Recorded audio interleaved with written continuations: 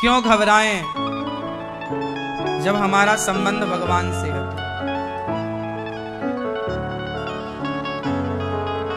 हमारा रिश्ता जब भगवान से है तो हम घबराएं क्यों? घबराएं वो जिनका संबंध भगवान से ना हो। तो भगवान सुखदेव भगवान का जन्म हुआ और जन्म लेते ही भगवत चिंतन की ओर गए। ऐसे सुखदेव भगवान को बारंबार नमस्कार करते। भक्ति ज्ञान विरागाप्तो विवेको वर्धते। महान सूत जी महाराज के पास शानुकादि ऋषियों ने आकर कहा, महाराज कथा सुनाइए ऐसी जिससे कृष्ण प्राप्ति कर्म शाश्वत साधनम तत्वदाधुना। ऐसी कथा सुनाइए जिससे हमें कृष्ण की प्राप्ति हो जाए। भागवत से क्या होता है? कृष्ण की प्राप्ति होती है। ये भागवत देवताओं को बड़ी दुर्लभ है। एक बार सुखदेव भगवान राजा परीक्षित को भागवत सुना रहे थे कि तभी देवराज इंद्र आए, बोले कथा हमें सुनाओ। सुखदेव भगवान बोले प्रेमी बनकर आते तो जरूर सुनाते, सौदागर बनकर आए हो नहीं सुनाएंगे। इंद्र ने अपना अपमान माना और चले गए। जब 7 दिन में परीक्षित जी का मोक्ष हुआ तो इंद्र ने तराजू बांधकर भागवत जी को तौला, पलड़े पर रखा। भागवत जी का पलड़ा सब पर भारी था। इंद्र चरणों में गिर पड़े भागवत जी के। तब भागवत जी से भगवान प्रकट हो गए।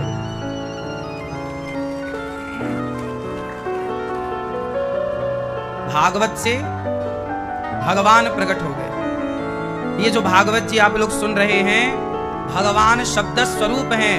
और जब भागवत आप सुनते हैं तो शब्दों के द्वारा भगवान ही कथा के द्वारा अंदर प्रवेश करते हैं। प्रविष्टः कर्णरंध्रेण, कानों से कृष्ण ही प्रवेश करते हैं। इसलिए कथा सुना करो, भागवत जरूर सुनना चाहिए। अभी 14 तारीख से 14 मई से यहाँ भागवत जी के पोथी पाठ बैठेंगे। जो भागवत जी की कथा सुनता है भगवान उनकी व्यथा सुन लेते हैं। ये हमारी मैया जो कथा सुन रही हैं, इनके जीवन में भी बहुत कष्ट था। मैया पुष्पा मैया, बहुत जीवन में परेशानी थी, पर ये वृंदावन से जुड़ गई। आना जाना बिहारी जी के चरणों में बनाए रखा। भागवत सुनती थी और सुनते सुनते कभी मन में संकल्प हुआ क्या हम भी भागवत करा सकते हैं। और भागवत कराने का संकल्प हुआ। भागवत जी ने सुन लिया और जीवन बदल गया इनका। बहुत परिवर्तन इनके जीवन में खुद आया। इसलिए इन्होंने ये भागवत जी का निर्णय लिया, बदल गया इनका जीवन। तो भागवत की जो कथा सुनता है, भगवान कहते हैं तुम हमारी कथा सुनो, हम तुम्हारी व्यथा सुनेंगे। जब तुम हमारी कथा नहीं सुनोगे तो हम तुम्हारी व्यथा क्यों सुनेंगे? सुदामा की व्यथा कृष्ण ने सुनी कि नहीं? बोलो हाँ। पर कब सुनी? जब सुदामा ने कृष्ण की कथा सुनी, कृष्ण का नाम जपा। कृष्ण की कथा सुदामा ने सुनी तो सुदामा की व्यथा कृष्ण ने सुनी। यही है, भगवान उनके लिए समर्पित हैं जो भक्त भगवान के लिए समर्पित हैं। जो भगवान का नहीं तो भगवान उनके नहीं। जो जैसे भजता है, रावण ने शत्रुता की तो राम शत्रु बन गए रावण के, और विभीषण शरण में आया तो विभीषण के सखा बन गए राम। भगवान कहते हैं कि आप जिस भाव से हमें भजोगे हम भी आपको उसी भाव से भजेंगे। आप हमें अपना शत्रु मानोगे तो हम भी आपको शत्रु मान करके बन करके आपके उद्धार करेंगे। आप मित्र मानोगे तो मित्र बन के लंकापति बना देंगे तुम्हें। विभीषण को लंका का राजा बना दिया। भगवान कहते हैं आप, भगवान कोई वस्तु के भूखे नहीं है। शबरी ने क्या दिया राम को? बोलो, स्वीकार किया कि नहीं? भगवान ये नहीं देखते कि मेरा भक्त वस्तु क्या दे रहा है, भगवान ये देखते हैं कि मेरा भक्त किस भाव से दे रहा है। इसलिए भागवत सुना करो। अभी 14 मई से भागवत जी के पाठ बैठेंगे। आप लोग भी अपने माता पिता को भागवत सुनवाओ। पितरों की सदगति के लिए भागवत जी चाहो तो कराओ। बच्चों को लेकर आओ वृंदावन, 7 दिन कथा सुनवाओ। बच्चों को बचपन से ही कथा भागवत के संस्कार डालो। आते जाते रहो वृंदावन, आते जाते रहो सत्संग में, कथाएं सुनते रहो, जुड़े रहो। बच्चे धीरे धीरे बैठना सीखेंगे, फिर धीरे धीरे कुछ सुनेंगे, कुछ अच्छा लगेगा। एक बात भी समझ आ गई तो उनका जीवन बदल जाएगा।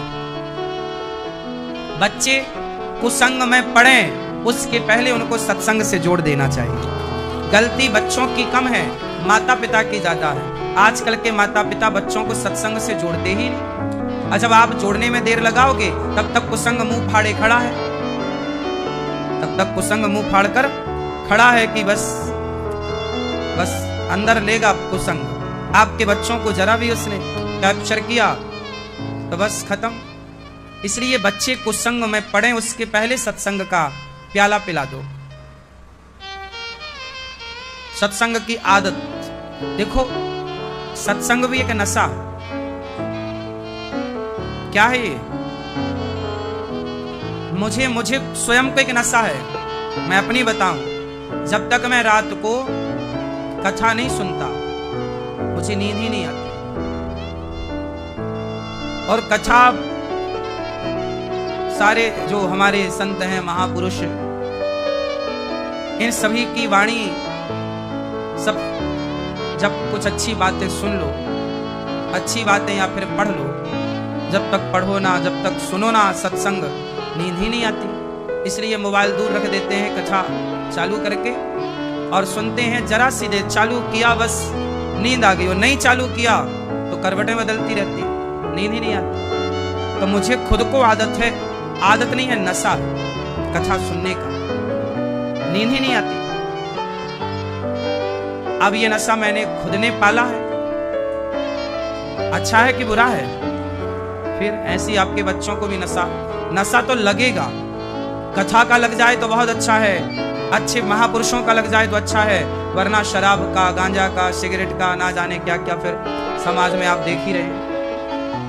तो नशा तो लगेगा, हाँ या ना?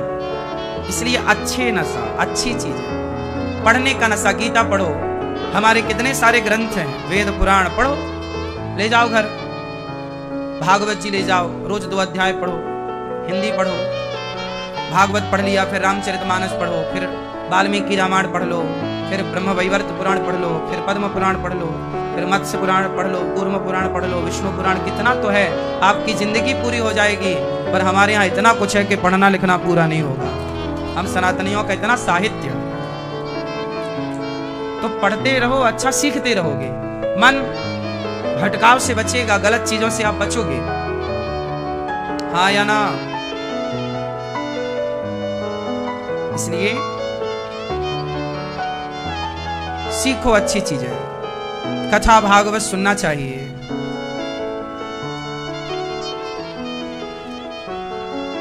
देवराज इंद्र को भगवान का दर्शन हुआ। एक बार नारद जी ने भी भागवत सुनी, सारे तीर्थों में गए, शांति पाने पर शांति नहीं मिली। कहां कहां गए? पुष्करम चा प्रयागम चा काशीं गोदावरीं तथा हरिक्षेत्रम कुरुक्षेत्रम श्रीरंगम सेतुबंधनम। सारे तीर्थों में गए, ना पश्चिम पुत्रमिच्छरमा, शांति नहीं मिली। तब नारद जी क्या देखते हैं? सत्यम नास्ति तपः शौचम दया दानम न विद्यते उदरम भरणो जीवा वराकाह कूटभाषिणा। आजकल तो लोग केवल पेट भरने में लगे। आजकल लोग क्या कर रहे हैं? केवल अच्छा पता है, आज लोग पता नहीं इतना खाते हैं, इतना खाते हैं, जो मिल जाए सब खा लेते हैं।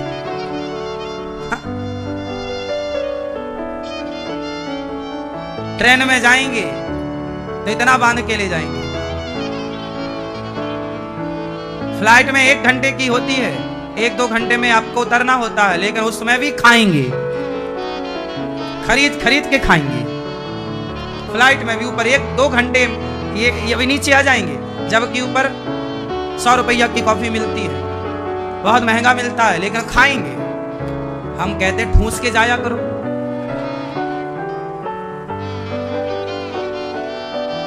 इतना क्यों खाना है भाई?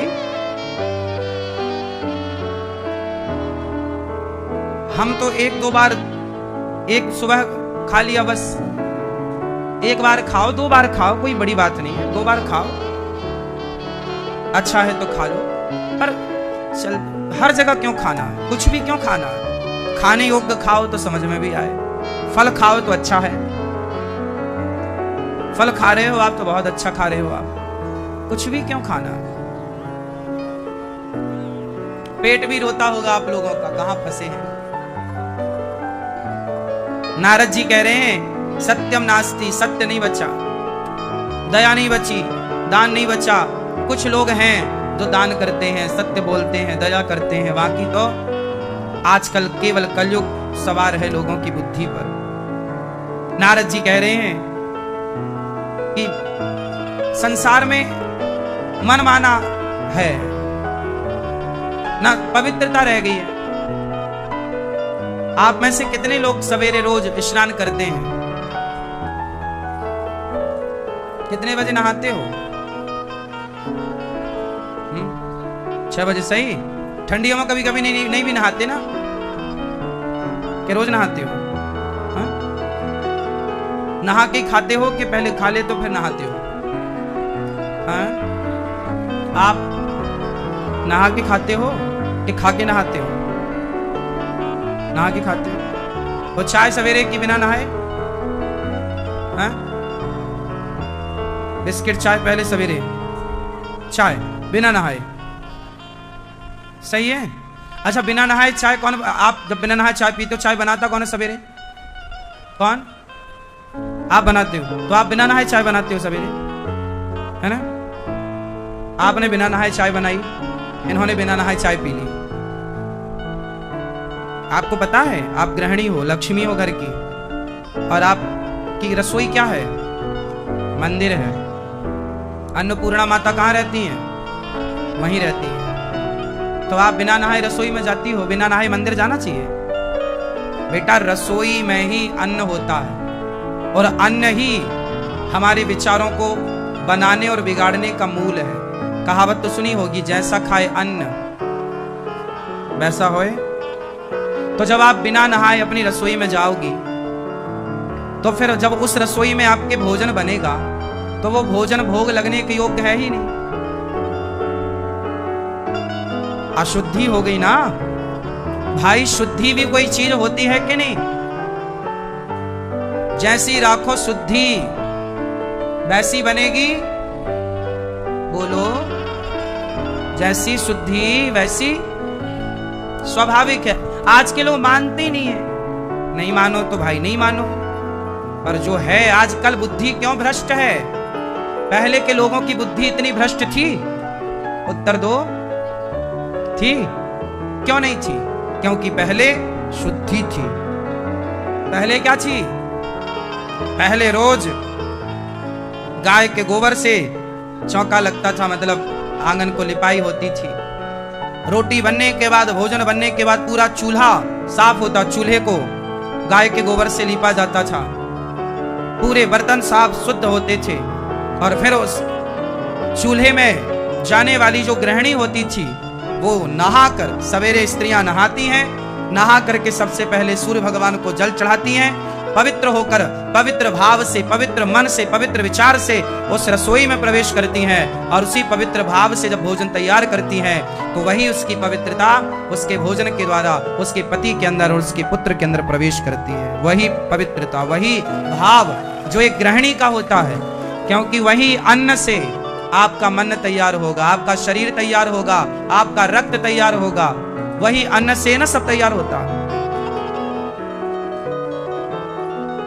इसलिए जितना पवित्र अन्न होगा उतना पवित्र मन होगा, जितनी बढ़िया शुद्धि होगी उतनी बढ़िया बुद्धि होगी, वरना भ्रष्ट हो जाएगी तुम्हारी बुद्धि। ऐसी अशुद्धि में रहोगी तो तुम्हारे पति के अंदर, तुम्हारे पुत्रों के अंदर गलत गलत विचार ही आएंगे। कैसे विचार आएंगे? क्योंकि अशुद्धि में आपने कार्य किया है, तो अशुद्धि तो अपना प्रभाव दिखाएगी।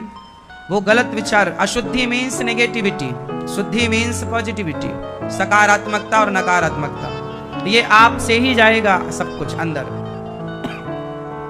मैया आप भी बिना नहाए बनाती हो? आपसे चाय नहीं बनाना बिना नहाए, हाँ? अब नहीं बनाना।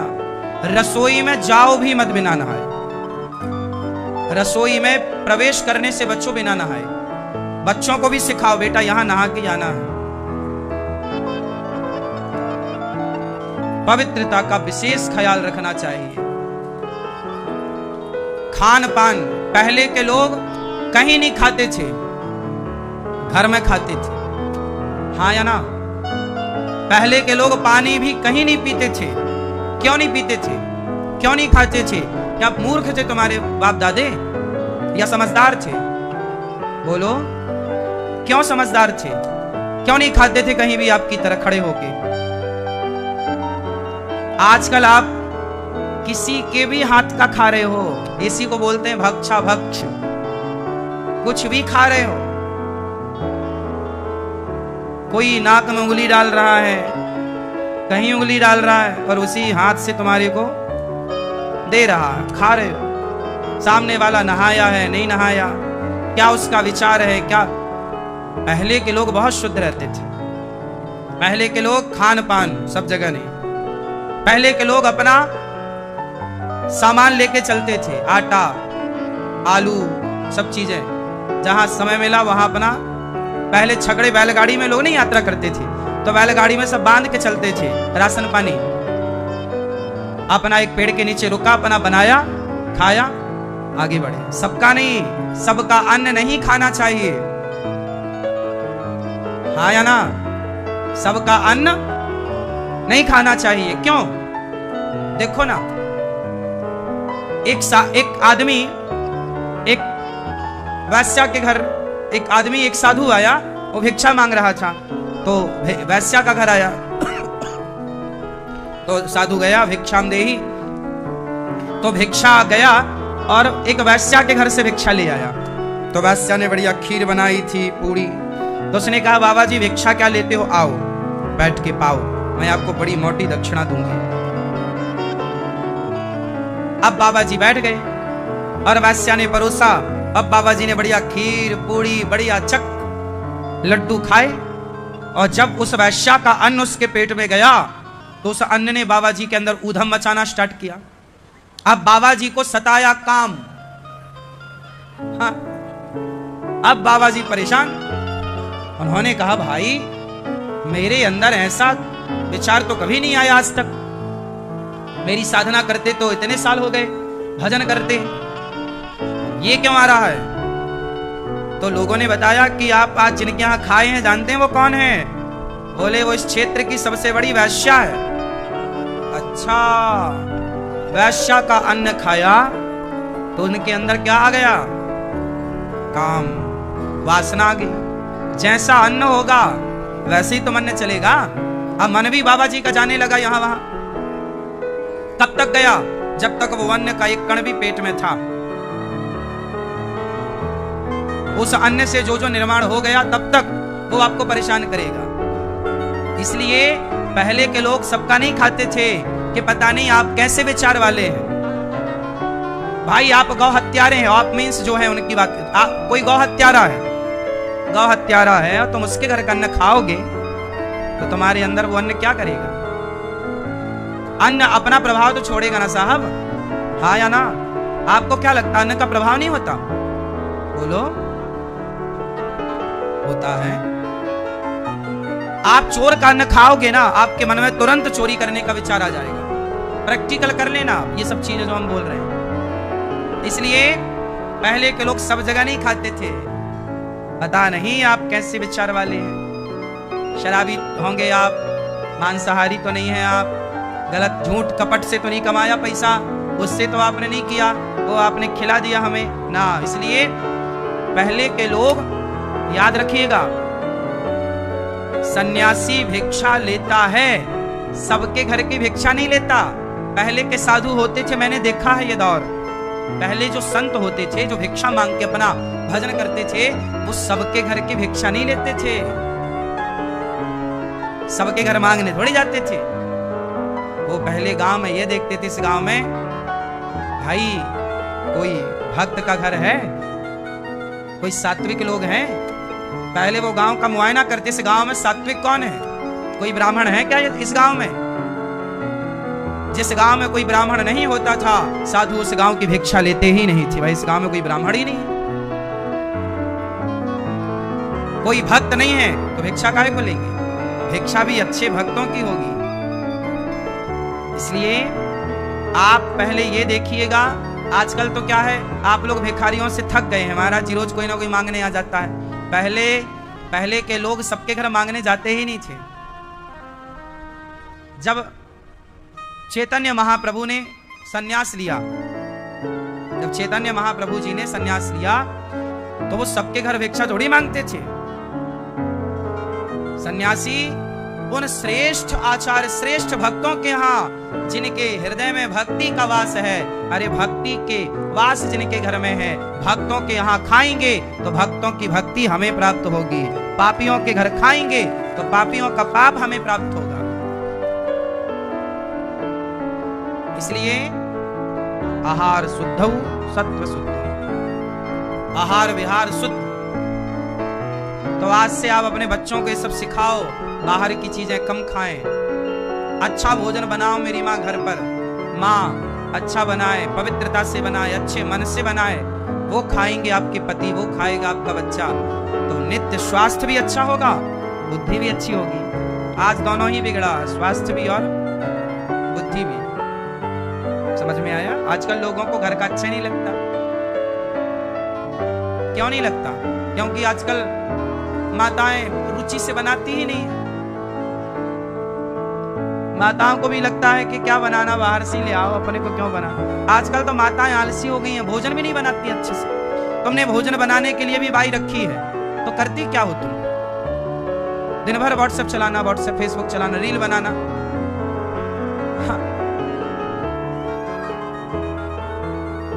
पत्नी जब परोसती है पति को, तो पत्नी के हाथों का खाया पति जब खाएगा, तो पत्नी जब परोसती है और पत्नी के हाथों का बना खाएगा तो पत्नी से प्रेम बढ़ेगा, और वो किसी और के हाथ का बनाया खाएगा तो उसी से प्रेम होगा उसको।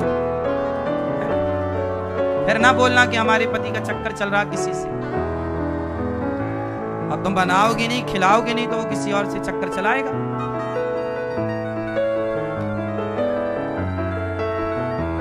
इसलिए खान पान अच्छा हो, सात्विक हो, होना चाहिए कि नहीं?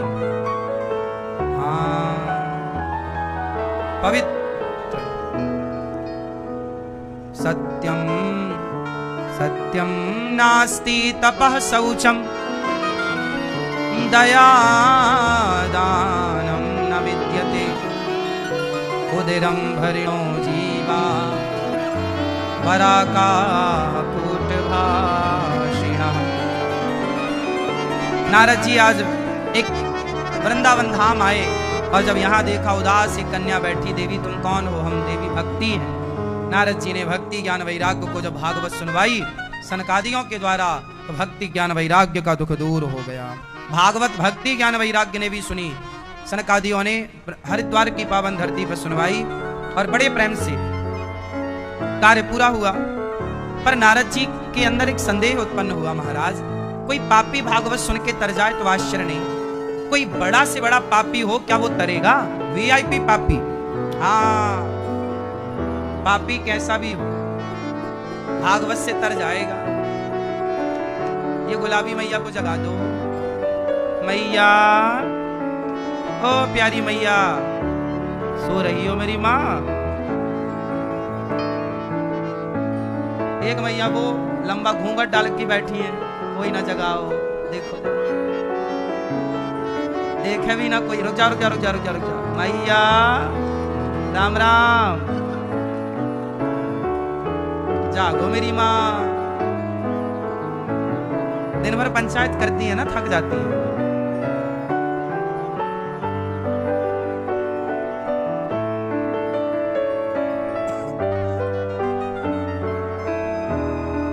तो सुखदेव भगवान श्री नारद जी महाराज ने सनकादियों से प्रश्न किया, क्या कोई पापी भागवत से तरेगा? हाँ, ये मानवः पाप कृतस्तु सर्वदा